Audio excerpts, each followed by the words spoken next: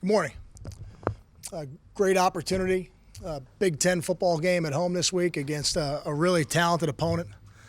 I think Michigan's got an excellent football team. They're giving up 22 points a game. They average 5.2 yards a rushing attempt, 42% on third down, 10 sacks on the season, and 10 of 12 touchdowns in the red zone. So it's a tremendous challenge. They've got very talented football players. But we're looking forward to having another opportunity to be 1-0 in conference play with a home game right here at High Point Solutions Stadium. I know it's going to be a great crowd. And now it's time for us to get to work. Questions?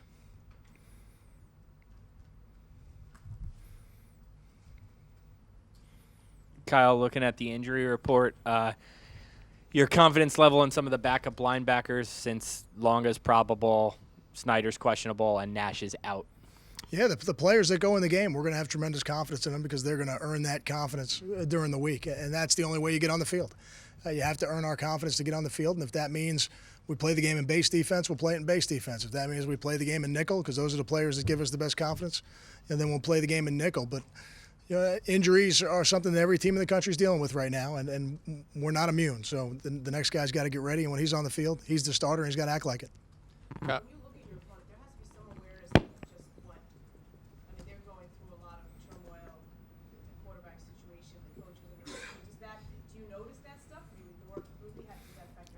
I don't think it has any effect on our preparation for the game. I don't think it has any effect on how we play. And that's the only thing we can focus on. We have to focus on our football team, certainly conscious of the matchups and the schemes so we put ourselves in the right position. But anything above and beyond that's going on out there, that's not for us to deal with and not something that affects or not something that should affect how we prepare.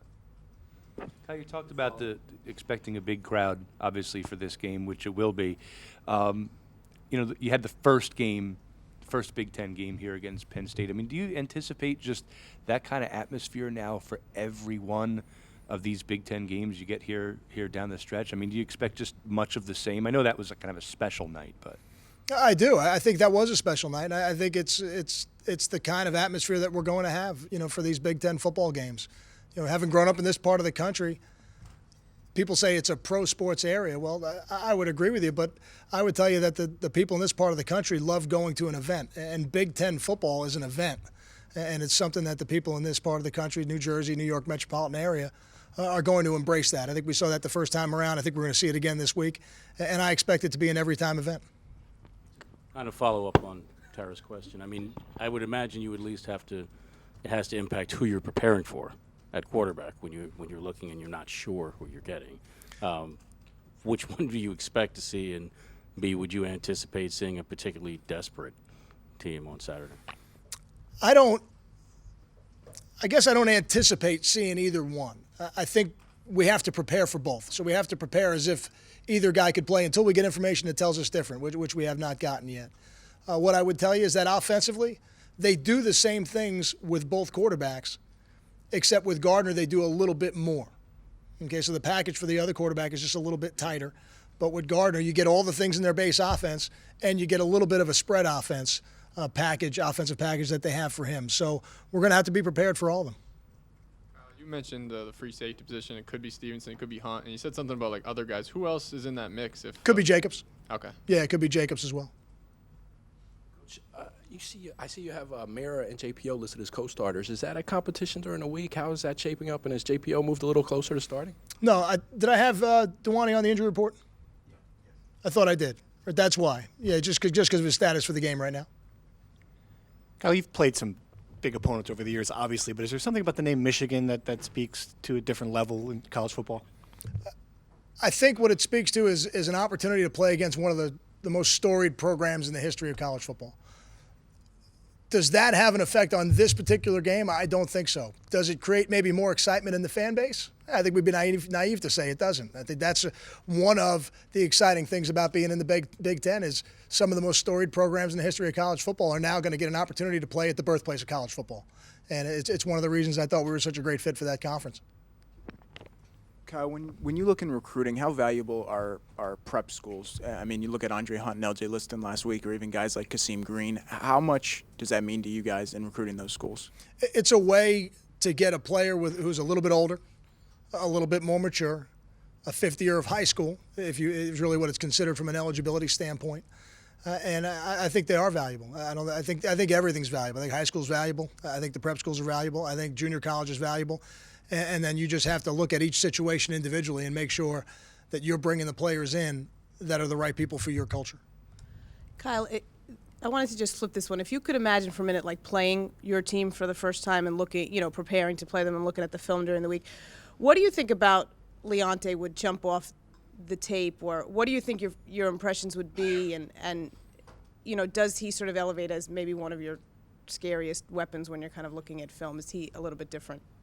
If you look at us on film, and if you look at Leonte specifically, what you see is a guy who makes explosive plays. And if you're defending us, I'm sure the people who defend us, he's one of the first people that comes up in the conversation. I think what's important for us is that we need to make sure that we're productive in the other areas. Whether it's a guy like Andrew Terzilli who steps up and makes an excellent catch and run for a big play. That helps Leonte Carew. Desmond Peoples and Justin Goodwin running the ball effectively. That helps Leonte Carew, because it really you need everybody on offense. But there's no doubt that given the opportunity, Leonte could be a very explosive player and somebody that I think people pay attention to.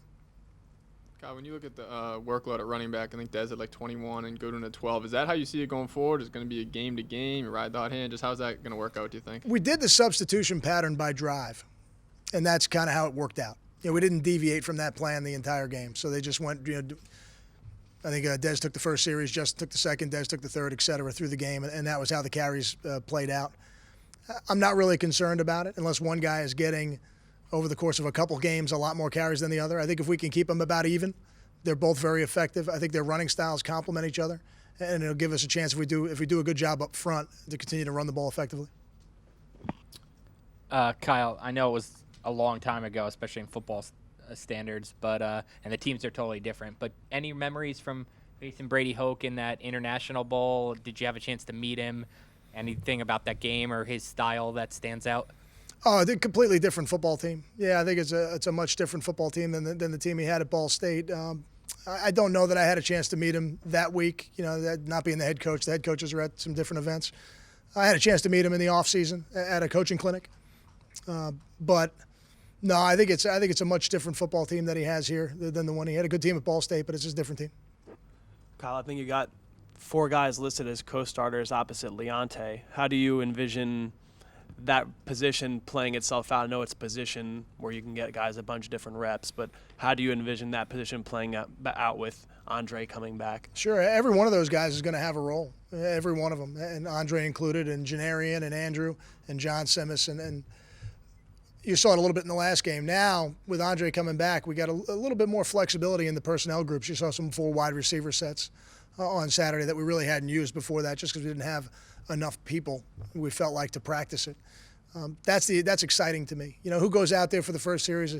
Somebody told me in one of the earlier games that Michael Burton didn't start the game. I said, what do you mean?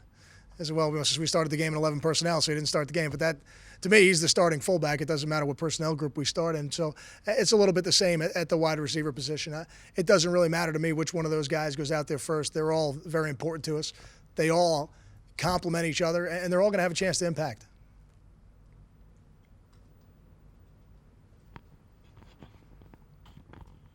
We haven't really seen Terzilli have many big plays after the catch until obviously Saturday. Did you know he had that kind of next gear to pull away like he did? Sure, but you can't fall down, right? If you catch it and fall down, it's hard to make the explosive plays. So it was the first thing I said to him when he came to the sideline. It's amazing what happens when you catch it and run.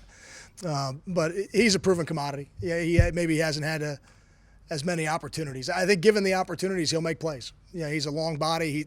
When he gets going, he's got a good speed. I think he showed that on Saturday, and he's got excellent hands. Did he get a hard time after the Navy catch where he made a nice looking catch, but he probably could have just stayed up and gone with that? No comment. Gary Nova's decision making the last couple of weeks, are you pleased with that? And I am. I'm pleased. I think he's done a good job, and we're going to be challenged this week because this is a really good defense. You're talking about a defense that only gives up 22 points a game. They're only giving up 3 yards a rush. We're going to need to find a way to run the ball better. The last time we played a Big Ten football game at home, we didn't run the ball well enough.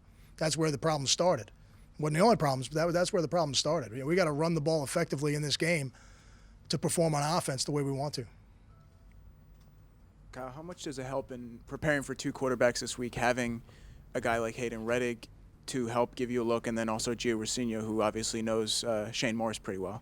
Sure. It helps to have a guy on that scout team who can throw the ball really well. And with both those guys you mentioned, they've done a good job this year of simulating what we're going to see. Now, I don't know that either one of them can run as well as Gardner.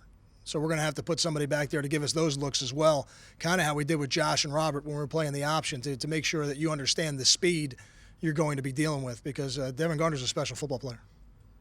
We talked all offseason about the ability to be physical and match up physically against Big Ten teams. 5 games in, are you confident? What's your confidence level as far as matching up with the likes of Michigan's? I had confidence going into the season. I felt we had played enough opponents over the last couple of years that we could match up with anybody in the country. I don't concern myself with that. We play defense a little bit differently than some other people play defense, and our body types might be a little bit different, but I think at the end of the day, the physicality will match the physicality that we see from the other teams. Through 5 games, what's your evaluation of how Steve Longa has made that move to the will? I think he just got his first sack. Is he playing behind the line of scrimmage like you'd wanted him to so far? I don't know if I would make any evaluations after Game 5. I think we'll wait for the offseason. What I want Steve to do is week to week, I want him to get better. I think he's working hard to do that. I think he's been a productive player in our defense. But at the end of the season, we'll look at the body of work. We're not going to make any changes now or in the bye week. But I'm pleased with how he's working, and I'm pleased with his production. Kyle, do you think Federico's figured out whatever his bugaboo was on the kickoffs? And did you guys ever figure out exactly what was going wrong? I don't think it's any more complicated than keeping your eyes down. He's a very effective kickoff weapon for us. He does an excellent job not only getting us some touchbacks, but also placing the ball where we ask him to place the ball. He had a little bit of a bad streak, similar to, again, I'm no expert on golf, but people tell me that golfers get into bad streaks as well with their strokes. So I think he's fine. I don't think there's any issue with it, and I feel good about what he's going to do for us. Any other questions? Thank you.